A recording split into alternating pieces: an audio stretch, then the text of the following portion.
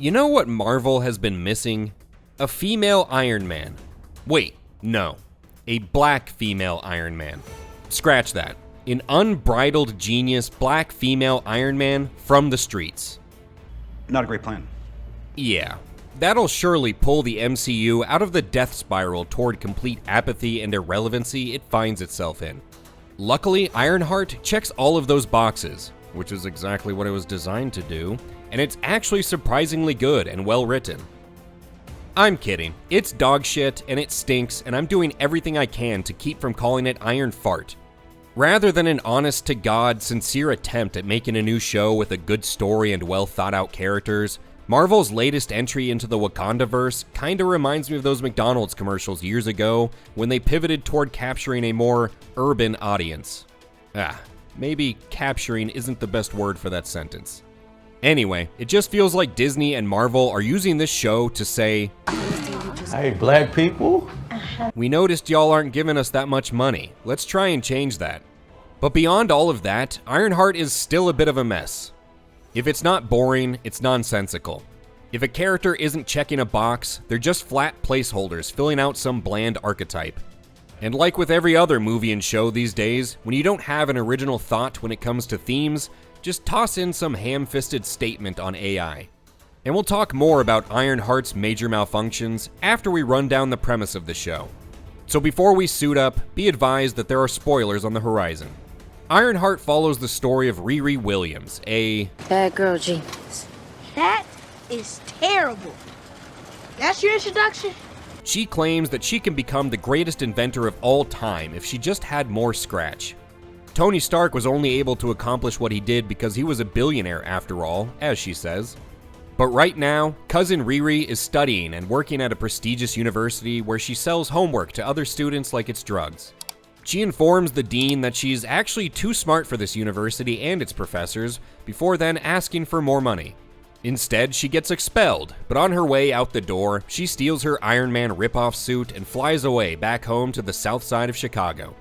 Here she reconnects with her family and friends, the ones that are still alive, that is, given that her best friend Natalie and her stepfather were killed in a drive-by. But she hasn't given up on her dreams, as she informs her friend Xavier that she could produce the most helpful inventions in history if the world wasn't so close-minded and had its priorities straight like she does. And of course, her intentions are purely altruistic. So what does she do? Naturally, she turns to crime. The preeminent genius of her time can't think of a single way to make money other than turning to crime. So she signs up with the most diverse criminal syndicate of all time, led by Parker, who goes by the name Hood, as in Robin to Hood. Riri questions what this gang gets up to, and the Hood tells her that they mostly do breaking and entering. Of course, our bad girl genius doesn't even raise an eyebrow when her first job with them the next night is a heist targeting some multi-billion-dollar company. And she really doesn't seem to care when they're soon drowning in cash. In between crime sprees and traumatic flashback episodes, she creates an AI system for her suit, inadvertently modeling it after her dead best friend Natalie. And awkwardness ensues. Anyway, Riri starts to finally question what's going on when the Hood seems to derive some mystical powers from the cloak he wears, and she sets out to find out this cloak's true nature.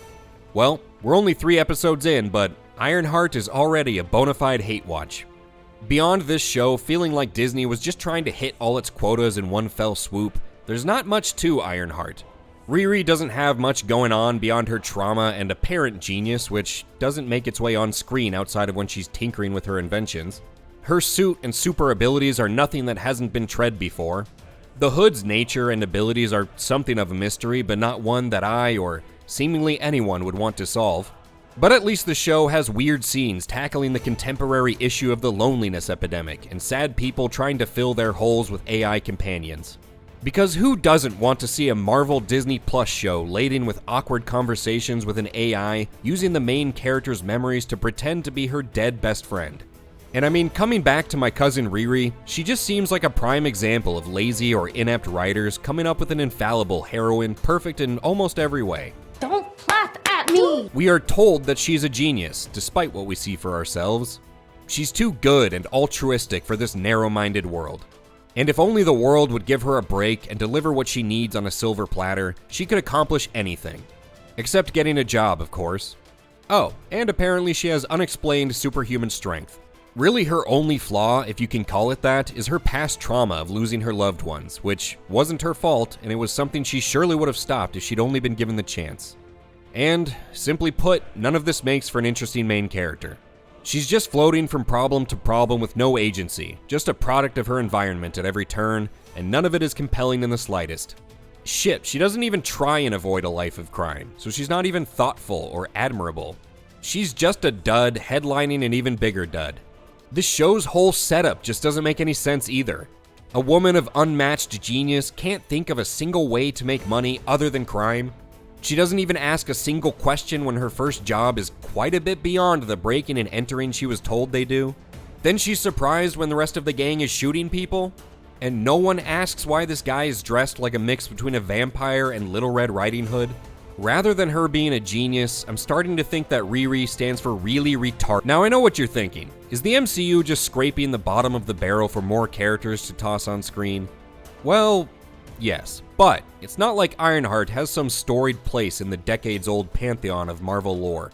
The, quote, certified super genius character was created in 2016, largely for the same reasons this show was created. But, luckily, Ironheart is supposedly the last entry in the MCU's disastrous Phase 5, so we're just about out of these shitty woods and on to the next troubling phase.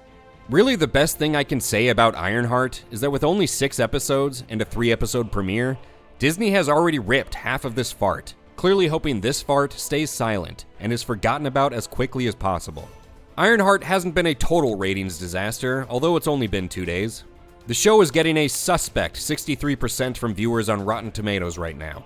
And over on Metacritic, Ironheart is getting much more of the reception it deserves, currently coming in at a hilarious 2.5. It really seems like this show's only real purpose is to generate more ridiculous puff piece articles and headlines about imaginary review bombing. Is the review bombing in the room with us right now? Or is it just a shitty Marvel show? As I said before, Ironheart gets the hate watch label from me, but that should come as no real surprise. Even Disney waited until the last minute to even release the trailer for this show, trying to keep the impact crater from this bomb smaller than those at an Iranian nuclear facility. A show about a girl genius, from the hood, who's had family and loved ones taken from her in a drive-by, who's too good and too smart for this world, that has to steal and turn to a life of crime to help people? Yeah, Ironheart never really had a chance. Not to say that something of this low quality deserved one, though.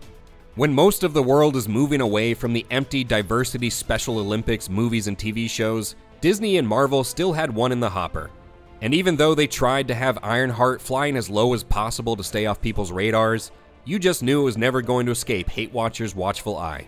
Was Ironheart almost able to escape your notice? Did you summon the superhuman strength needed to sit through this show? If you did, what did you think about it? Let me know in the comments below. And remember to like the video if you liked it, and subscribe to HateWatchers for reviews of other current shows and movies. Thank you for having the iron stomach to sit through Ironheart with me today, and I'll catch you on the next one.